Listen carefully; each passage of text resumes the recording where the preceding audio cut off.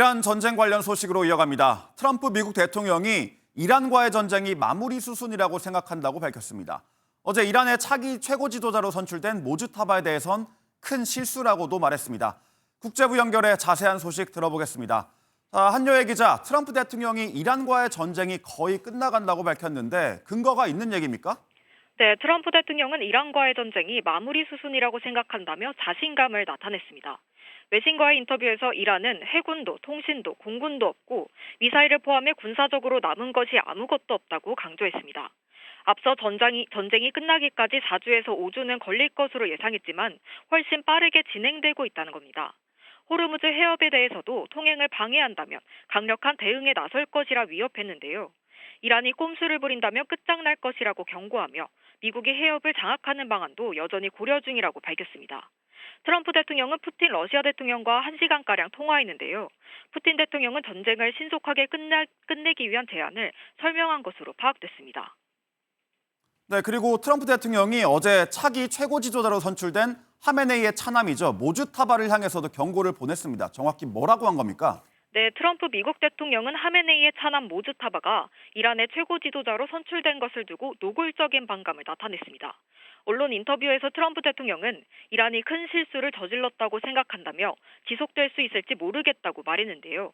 이란의 새 지도자를 바꾸기 위해 관여할 가능성을 드러낸 것이라는 해석이 나오는데 이란이 핵 개발 프로그램 포기 등 미국의 요구를 받아들이지 않을 경우 트럼프 대통령이 모주타바를 제거하는 참수 작전을 승인하겠다는 의사를 밝혔다는 외신 보도도 나왔습니다. 트럼프 대통령은 우리 시각으로 오늘 오전 6시 30분 모주타바 선출 이후 첫 기자회견을 예고했었는데요. 방금 전인 오전 6시 55분쯤 시작된 기자회견에서 트럼프 대통령은 이란 전쟁과 관련한 구체적 입장을 설명할 것으로 보입니다. 트럼프 대통령의 기자회견 발표 내용 나오는 대로 추가로 전해드리겠습니다. 지금까지 보도국에서 전해드렸습니다. 네, 이런 가운데 어린이 170여 명이 숨진 이란 초등학교 폭격에 미군의 토마호크 미사일이 사용된 것으로 추정되는 영상을 이란 측이 공개했습니다. 이란의 소행이라던 트럼프 대통령 주장을 정면 반박한 건데 논란이 커질 것으로 보입니다. 김태희 기자입니다. 미사일로 보이는 물체가 떨어지자 거대한 폭발과 함께 검은 연기가 치솟습니다. 지난달 말 이란 미나브의 한 초등학교 인근에서 발생한 폭격 당시 영상을 이란 통신이 공개했습니다. 이란 당국은 이 공격으로 어린이를 포함해 170여 명이 숨졌다고 밝혔습니다. 전문가들은 영상 속 미사일이 미 해군의 토마호크 순항 미사일과 유사하다고 분석했습니다. 영상 촬영 위치와 위성사진 분석 결과 미사일은 인근 이란 혁명수비대 해군 기지를 겨냥했을 가능성이 크다는 관측도 나옵니다. چندین ساله که اینجا دیگه پایگاه موشکی نیست و پایگاه موشکی به جای دیگری منتقل شده. 앞서 이란의 오폭이라던 도널드 트럼프 미국 대통령의 주장을 정면으로 반박하는 내용입니다. 열 하루째 이어지고 있는 전쟁은 레바논까지 확전되는 양상입니다. 이스라엘은 레바논 수도 베이루트 등의 친이란 무장 세력 헤즈볼라 시설을 잇따라 공습했습니다. 헤즈볼라도 북부 이스라엘을 향해 공격을 이어가며 국경 지역에는 공습 경보가 울렸습니다. 유니세프는 레바논에서 약 70만 명이 집을 떠났고 이 중 20만 명이 어린이라고 밝혔습니다. MBN 뉴스 김태희입니다. 한때 국제 유가가 폭등하는 상황에서 이스라엘이 이란의 석유 시설을 파괴하자 미국에선 뭐 하는 짓이냐며 불만이 터져나왔습니다. 동맹국인 미국과 이스라엘 사이에 처음으로 이견이 돌출된 건데 향후 어떤 파장을 미칠까요? 주진희 기자입니다. 불타오르는 이란의 최대 석유 저장 시설을 본 미국의 반응은 대체 무슨 짓이냐였습니다. 이스라엘에게 사전 통보받았던 수준을 넘어선 훨씬 광범위한 폭격에 미군도 상당히 놀랐고 트럼프 측도 대통령은 석유를 불태우고 싶어 하지 않는다며 이번 공격은 마치 높은 휘발유 가격을 떠올리게 한다며 불편한 심기를 드러낸 것으로 전해집니다. No, there are no plans to target Iran's oil industry, their natural gas industry, or anything about their energy industry. If these are Israeli strikes, we want to end a 47-year war. 반면 이스라엘 측은 이란 혁명 수비대에 연료를 공급하는 저장소였다며 정당한 군사 작전이라는 입장. Whether from a political perspective, but also from a financial one. And that is why we are seeing some of these strikes on Iran's oil refineries and fuel depots. 이란 정권의 완전한 붕괴를 목표로 하는 이스라엘과 정권 교체 정도를 바라는 미국의 목표가 상충하는 대목입니다. 트럼프 대통령은 이스라엘과 공동으로 종전에 대해 논의하겠지만 종국에는 내가 결정할 것이라고 밝혔습니다. MBN 뉴스 주신입니다. 이런 가운데 국내에선 한미연합훈련 자유의 방패가 어제부터 시작됐습니다. 최근 사드 등 주한미군의 방공자산이 중동으로 차출될 가능성이 제기된 가운데 치러지는 한미연합훈련인데 북한 반발을 고려해 야외 기동훈련은 절반으로 줄었습니다. 손성민 기자가 보도합니다. 한미가 정례 연합연습인 자유의 방패 연습에 돌입했습니다. 어제부터 열흘 동안 진행되는 이번 훈련에는 한국군과 미군 18,000여 명이 참가합니다. 한미동맹의 연합방위 태세 강화와 한미가 합의한 조건에 기초한 전작권 전환 준비를 지속적으로 추진하는 계기가 될 것입니다. 다만 연습 기간 계획된 중대급 이상 연합 야외 기동 훈련은 모두 22건으로 지난해보다 절반 이상 줄었습니다. 군은 야외 기동 훈련을 연중 분산해 상시 전투 준비 태세를 유지하기 위한 조치라고 설명했지만 북한의 반발을 최소화하고 남북 긴장을 관리하려는 의도란 분석도 나옵니다. 이 가운데 최근 중동 사태가 격화되면서 미 수송기 여러 대가 오산 기지에서 이륙한 것으로 알려졌습니다. 주한미군은 작전 보안상의 이유로 말을 아꼈는데 군 안팎에서는 이 수송기에 방공자산이 실렸을 가능성이 큰 것으로 보고 있습니다. 중동에 배치된 사드 레이더가 이란의 공격으로 거의 소실된 것을 보여주고 항구에 있는 성주기지의 사드를 전환 배치할 가능성이 매우 높다고 볼 수 있습니다.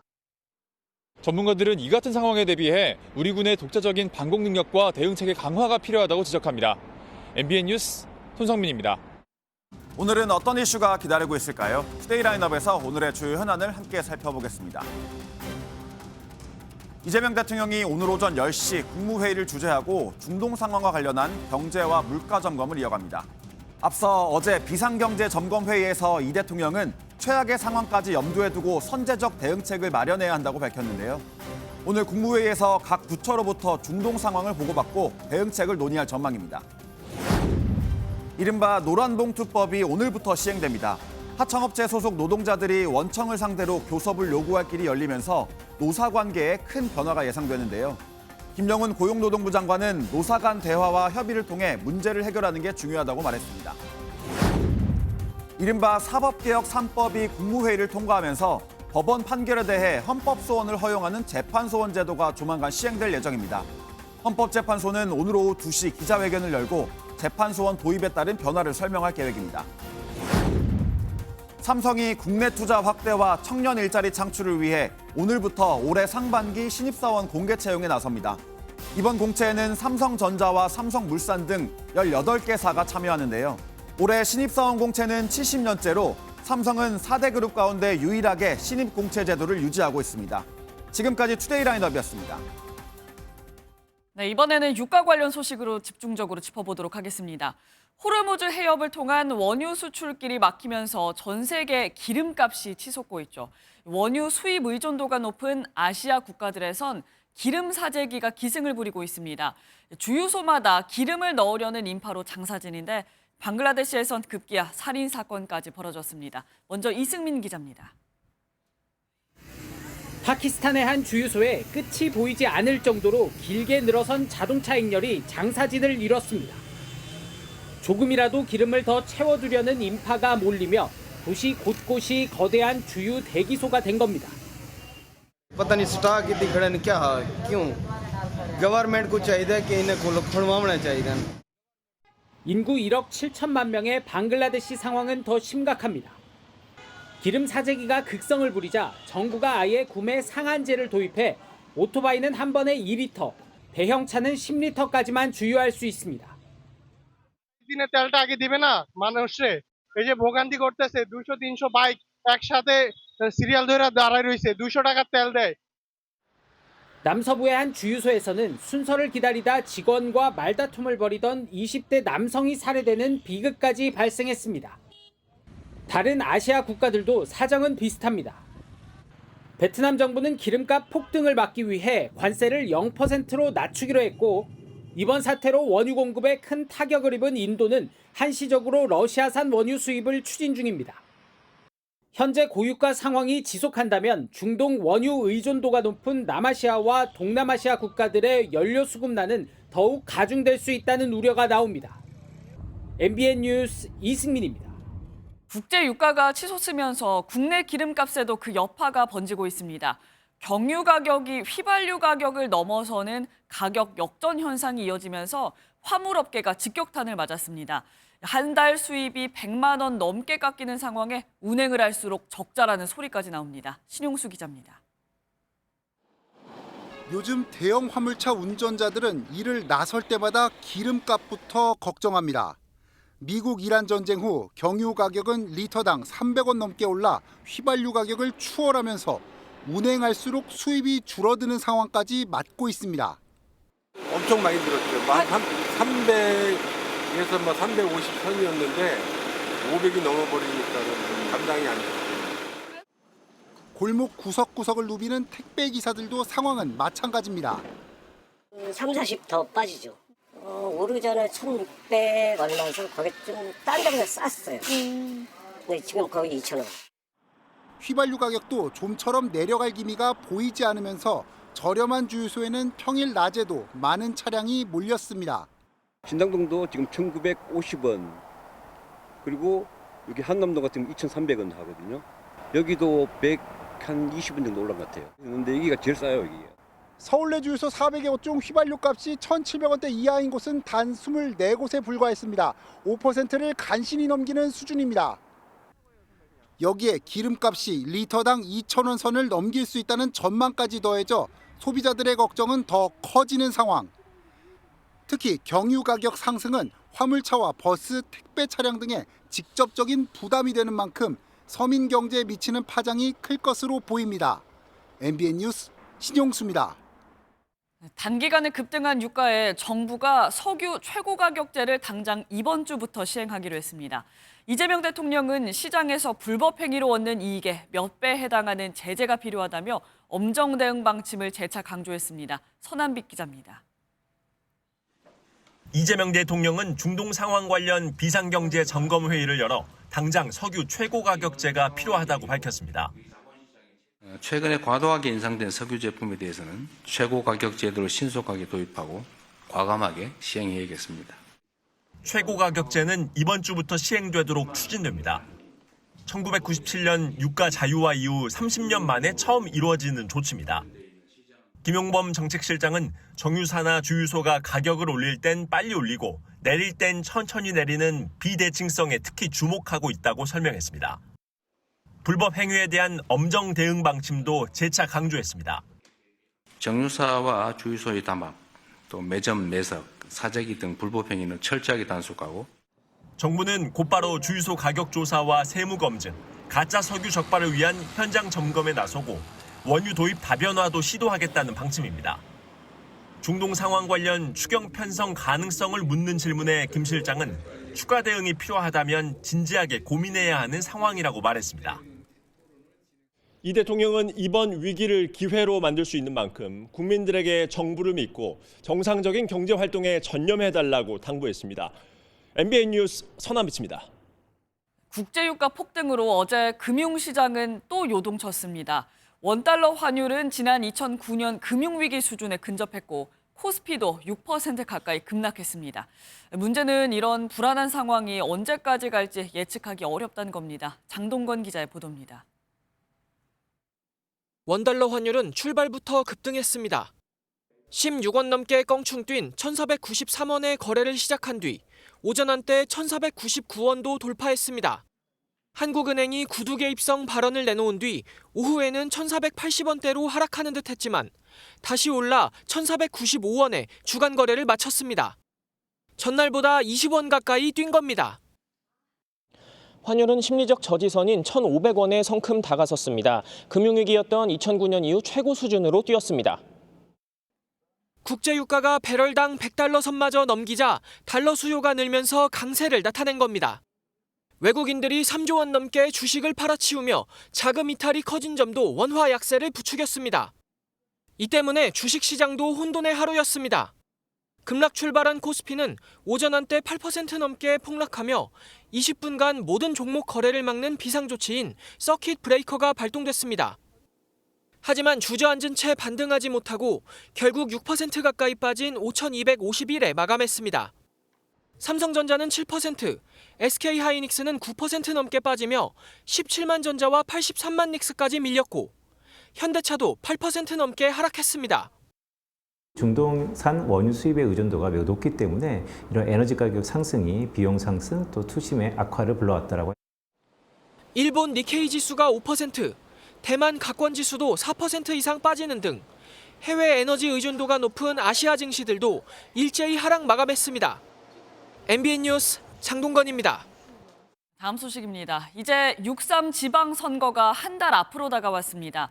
국민의힘은 12.3 비상계엄에 대한 사과와 함께 윤 어게인에 반대한다는 내용의 결의문을 채택했습니다. 비상계엄 이후 15개월 만인데요. 의원 전원 명의로 이 같은 내용을 밝힌 건 처음입니다. 정혜린 기자입니다. 장동혁 국민의힘 대표를 포함한 의원들이 기립한 가운데 송원석 원내대표가 결의문을 낭독합니다. 윤석열 전 대통령의 정치적 복귀를 요구하는 일체의 주장에 명백히 반대합니다. 대한민국도 국민의힘도 결코 과거로 되돌아갈 수 없습니다.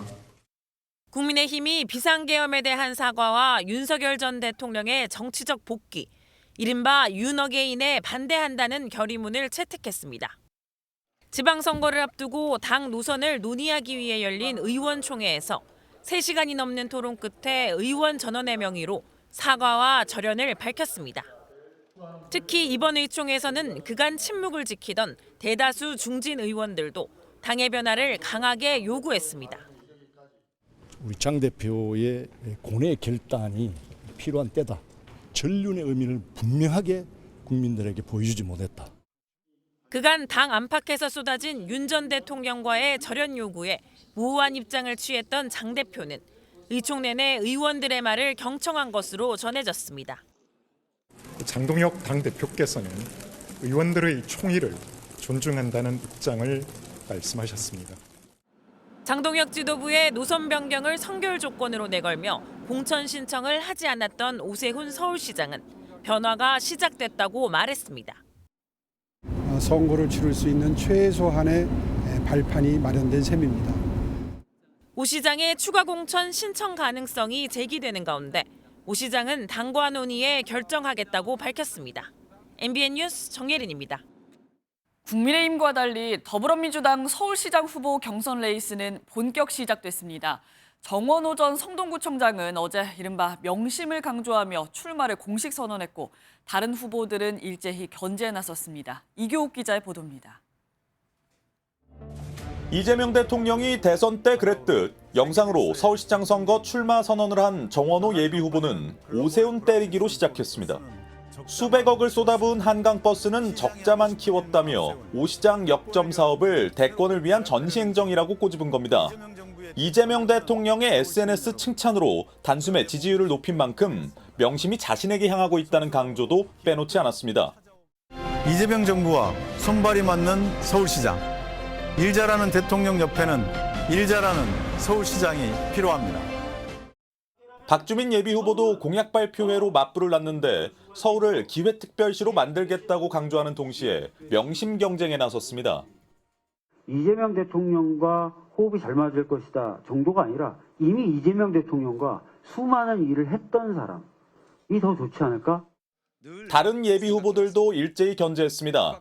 전현희 예비후보는 본인의 능력보다는 이 대통령 후광에 기댄 효과라며 정 예비후보의 최근 상승세를 평가절하했고 김영배 예비후보는 민주당 서울시장 경선 과정에서 정 예비후보에 대한 검증이 필요하다고 강조했습니다. 민주당 서울시장 후보 경선 레이스 막이 오른 가운데 우선 이달 23일과 24일 예비 경선을 통해 후보가 3명으로 압축됩니다. MBN 뉴스 이교욱입니다. 20살 김소영, 이른바 강북모텔 연쇄살인 사건 피의자의 신상이 공개됐습니다. MBN 취재 결과 김소영은 최근 사이코패스 진단검사에서 40점 만점에 25점을 받은 것으로 확인됐습니다. 이 내용은 이지율 기자가 전하겠습니다. 검찰이 어제 강북 모텔 연쇄살인 피해자의 신상을 공개했습니다. 이름은 김소영, 나이는 20살입니다. 김 씨는 지난해 12월부터 지난달 9일까지 20대 남성 3명에게 약물이 든 음료를 건네 숨지게 하거나 의식을 잃게 한 혐의를 받고 있습니다. 체포된 김 씨는 죽을 줄 몰랐다고 주장했지만 경찰은 범행에 고의가 있었다고 보고 살인 혐의를 적용한 뒤 검찰에 신병을 넘겼습니다. 약물 건넨 이유가 뭡니까? 살해 의도 있으셨나요? 그런데 MBN 취재 결과 김 씨는 최근 진행된 사이코패스 진단검사에서 40점 만점 중 25점을 받은 것으로 확인됐습니다. 이 검사는 냉담함과 충동성, 공감 능력 부족 등 반사회적 성향을 평가하는 지표로 통상 25점 이상이면 사이코패스 성향으로 분류됩니다. 계곡 살인 사건의 이은혜는 사이코패스 검사에서 31점을 받았고 보험금을 노리고 남편을 살해한 어민숙은 40점 만점을 받은 바 있습니다. 일부 전문가는 김 씨가 돈을 노렸거나 자신의 가족을 살해하지 않았다는 점에서 전과 다른 새로운 유형의 사이코패스일 가능성을 제시했습니다.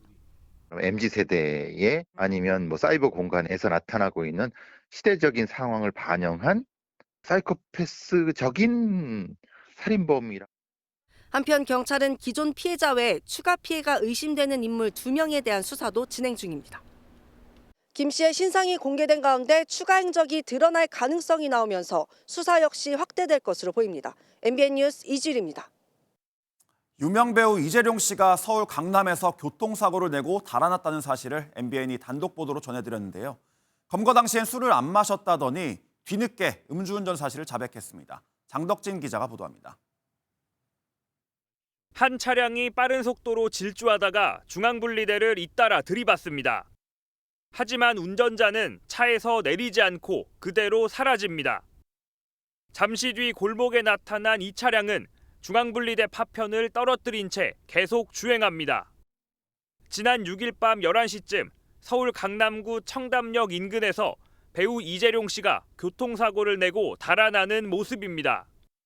조금 있다가 보니까 차 한 대가 가드레일을 받고 이쪽으로 온 것 같아. 그 차 여기다 파편을 넣고.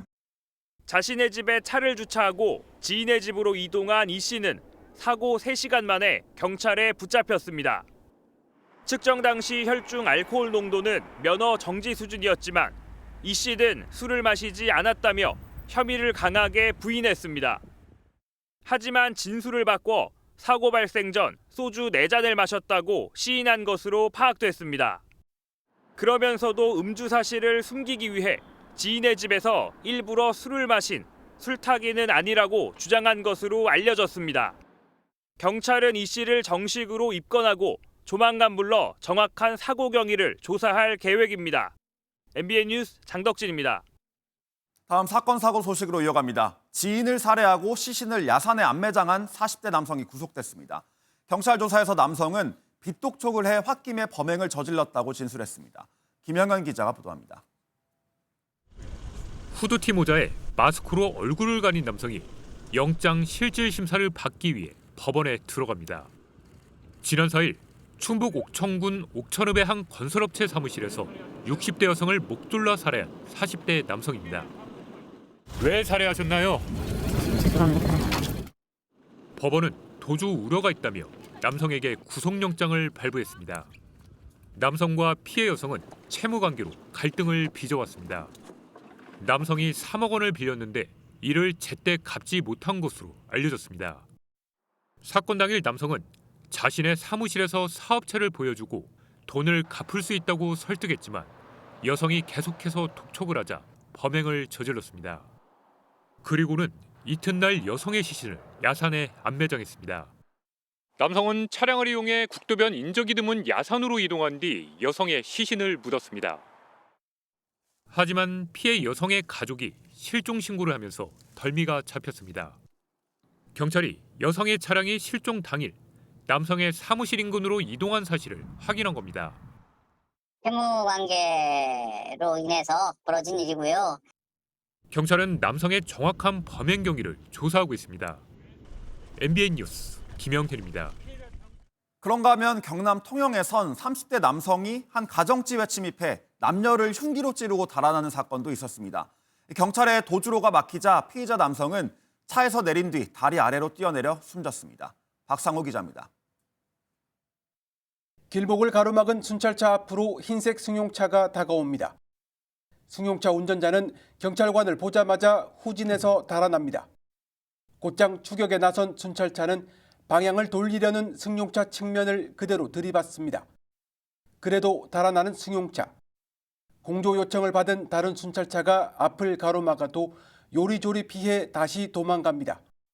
속도를 이기지 못한 채 중심을 잃은 승용차는 결국 다리 난간을 들이받고 멈춰섭니다. 차에서 내린 남성은 경찰이 손을 쓸 새도 없이 곧장 난간을 넘어 다리 아래로 뛰어내립니다. 자갈밭으로 떨어진 남성은 병원으로 옮겨졌지만 숨졌습니다. 대전에 사는 이 남성은 2시간 전 경남 통영의 한 주택에 침입해 20대 여성과 여성의 동거인 30대 남성을 흉기로 찌르고 달아나는 길이었습니다. 흉기에 복부 등을 찔린 남녀는 대학병원에서 수술을 받았지만 둘 다 위중한 상태인 것으로 전해졌습니다. 경찰은 철저한 계획 범죄로 추정하고 있습니다. 특정 목적을 가지고 특정 장소를 알고 온 거거든요. 단순 강절 또 이런 것보다는 뭐. 경찰은 피의자와 피해자의 관계 그리고 정확한 범행 동기를 밝히려고 이들 3명의 휴대전화 통화 내용 등을 분석할 예정입니다. MBN 뉴스 박상호입니다. MBN 단독 보도로 이어갑니다. 올해 첫 1000만 관객을 돌파하며 흥행몰이 중인 영화 왕과 사는 남자가 원작자 논란에 휘말렸습니다. 영화의 원작자가 따로 있다는 주장이 제기된 건데 시나리오의 출처를 밝혀달라는 취지의 내용 증명서가 제작사에 보내진 것으로 MBN 취재 결과 확인됐습니다. 심동욱 기자가 단독 취재했습니다. 누적 관객수 1000만 명을 돌파한 영화 왕과 사는 남자. 16살의 단종이 폐위된 뒤 유배간 영월에서 촌장 엄흥도 등과 교감하며 인생의 마지막 시기를 보내는 이야기를 그려내 세간의 호평을 받았습니다. 그런데 영화의 원작자가 따로 있다는 주장이 제기됐습니다. 지난 2019년 숨진 연극배우 엄모 씨는 지난 2000년 엄흥도라는 이름의 드라마 시나리오를 쓴 것으로 알려졌습니다. 엄 씨의 유족은 고인의 시나리오가 영화와 상당 부분 유사하다며 제작사 측에 시나리오 창작 경위와 자료 출처에 대한 해명을 요구하는 내용 증명서를 보냈습니다. 이런 영화가 나왔는데 이거 아빠 거 아니야? 아빠가 주신 거 아니야? 이게요. 영화를 계속 보다 보니까 아빠가 보이는 거예요. 작품의 주인공인 엄흥도의 31대 손으로 전해지는 엄 씨는 해당 시나리오를 방송사 등에 투고했지만 제작은 무산됐습니다. 돌아가시기 1년 전에 어디 방송사에 저희가 공모전에 한번 출품한 적이 있고 영화 각본에 참여한 장항준 감독은 넘겨받은 초고를 수차례 수정했다고 밝힌 바 있습니다. 크고 작게 한 20번 정도 수정을 한 것 같아요. 시나리오를. 유족 측은 제작사와 싸울 생각은 없다며 아버지의 이름만 올라갔으면 좋겠다고 말을 아꼈습니다. 원작자가 아빠가 맞다 하면 이 작품에 아빠 이름이 들어갔으면. MBN 뉴스 심동욱입니다. 그렇다면 이들은 왜 이런 주장을 하는 걸까요? 원작자의 시나리오 초고가 유출됐을 수 있다고 주장하는 이유를 저희가 직접 들어봤습니다. 주요 인물 설정이나 뼈대가 되는 이야기 흐름이 유사하다는 건데요. 이어서 김도형 기자의 단독 보도입니다. 영화 왕과 사는 남자 공식 예고편에 등장하는 한 장면입니다. 유배 생활에 지친 단종에게 엄흥도가 식사를 권하고 단종이 맛있게 먹었다는 내용입니다. 밥 한 공기를 뚝딱 비우셨어.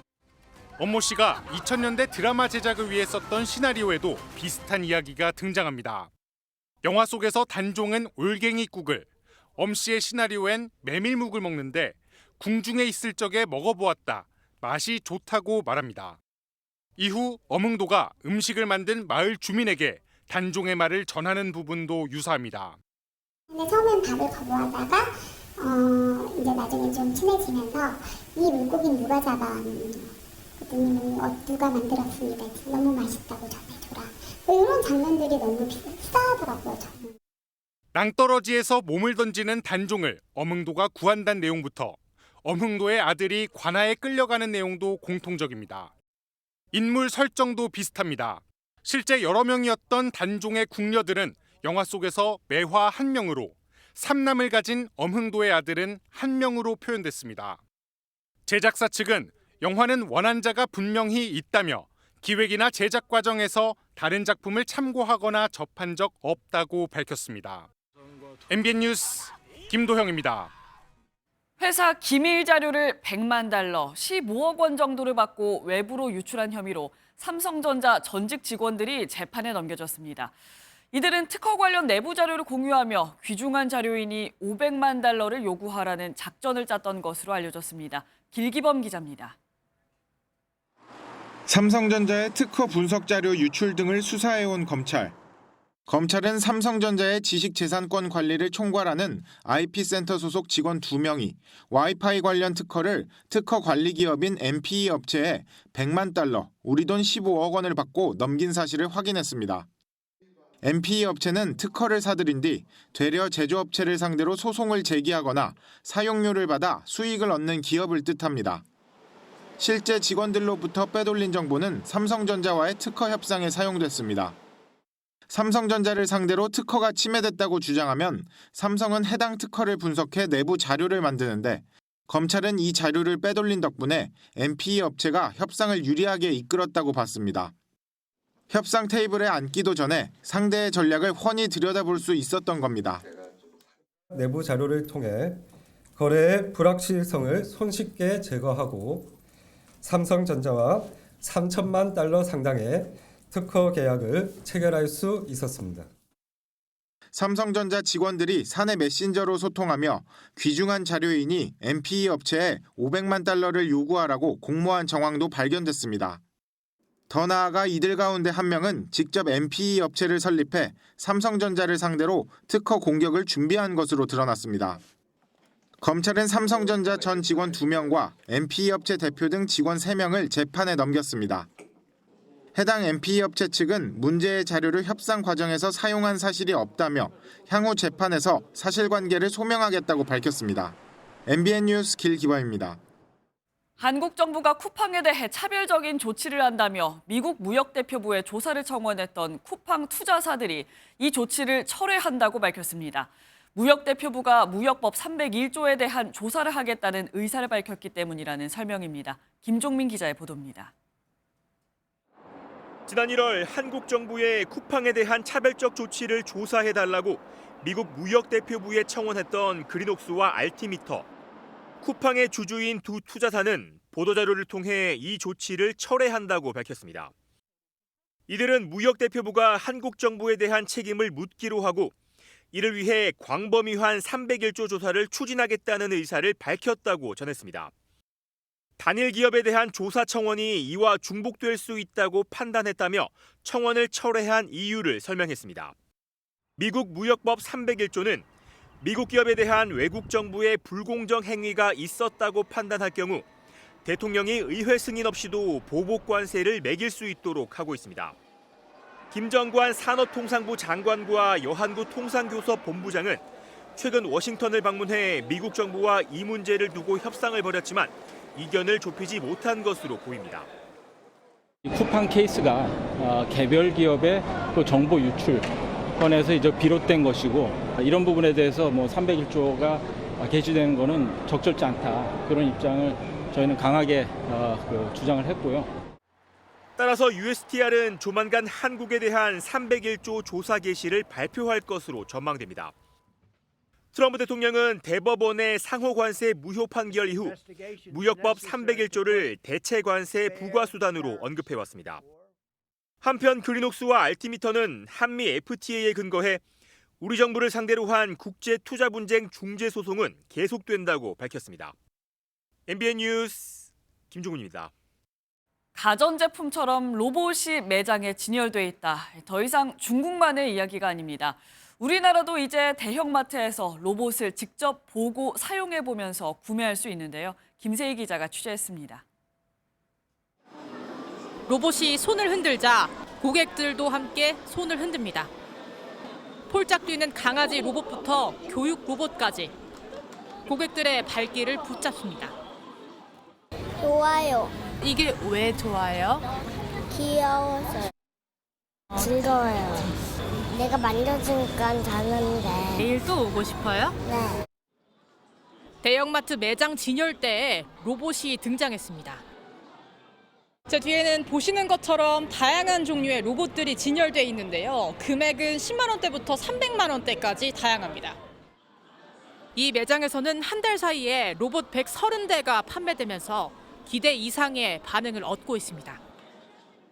해외 전시장에서나 볼 수 있는 로봇들을 일반 고객들도 체험하고 구매하실 수 있게 선제적으로 도입하게 되었습니다. 백화점에도 바둑 두는 로봇 등 다양한 로봇을 시연해보고 구매도 할 수 있는 매장이 등장했습니다. 올 초 열린 세계 최대 IT 전시회 CES 2026에서 현대차의 아틀라스, LG전자의 클로이드 등 휴머노이드가 잇따라 소개되면서 로봇은 더는 낯선 영역이 아닙니다. 로봇 청소기가 소위 대박이 나듯이 요구되는 일을 줄일 수 있는 것 먼저 도입이 될 것 같아요. 셰프 로봇이라든가 차근차근 단계적 발전이 될 거라고 생각을 합니다. 가전제품처럼 여러 로봇을 비교하고 구매하는 시대가 성큼 앞으로 다가왔습니다. MBN 뉴스 김세희입니다.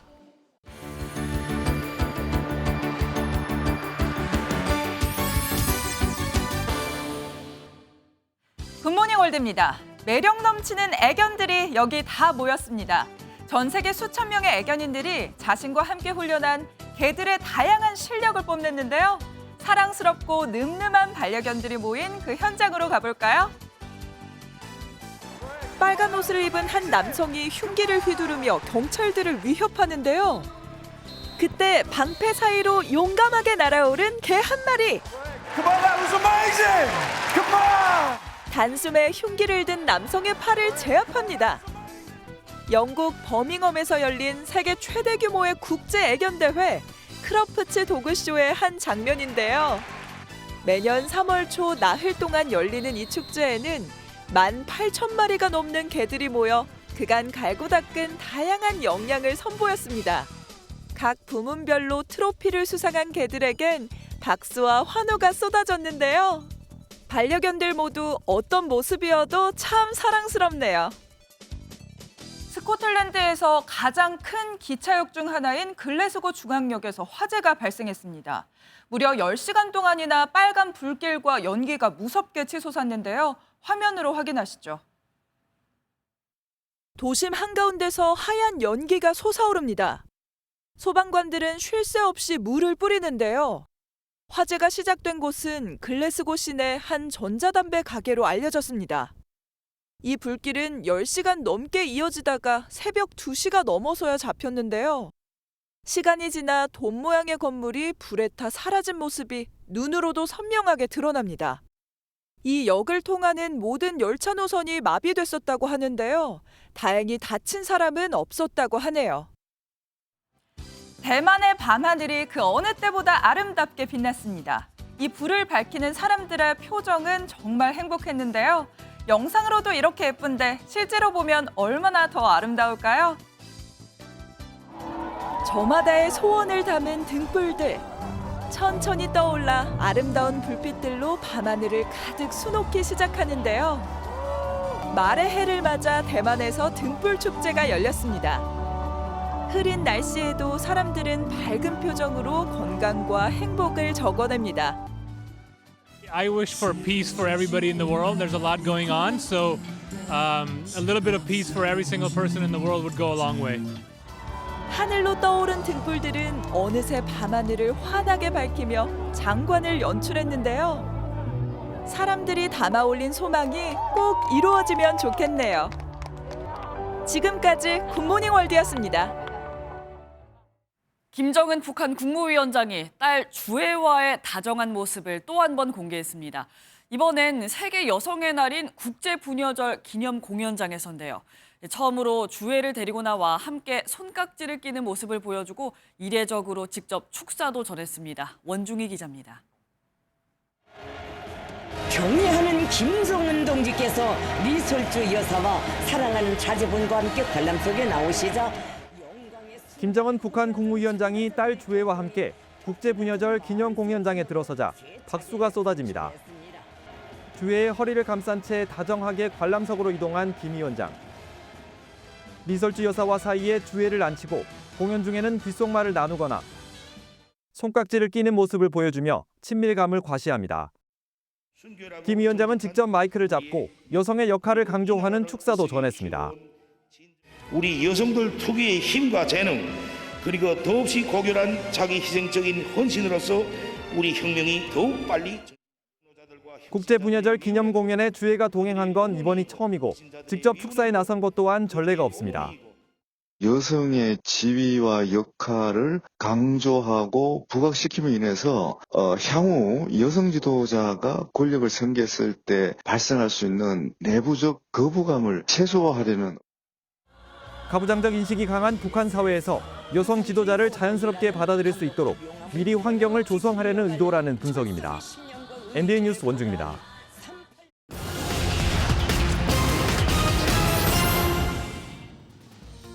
오늘의 경제 이슈들 키워드로 짚어보겠습니다.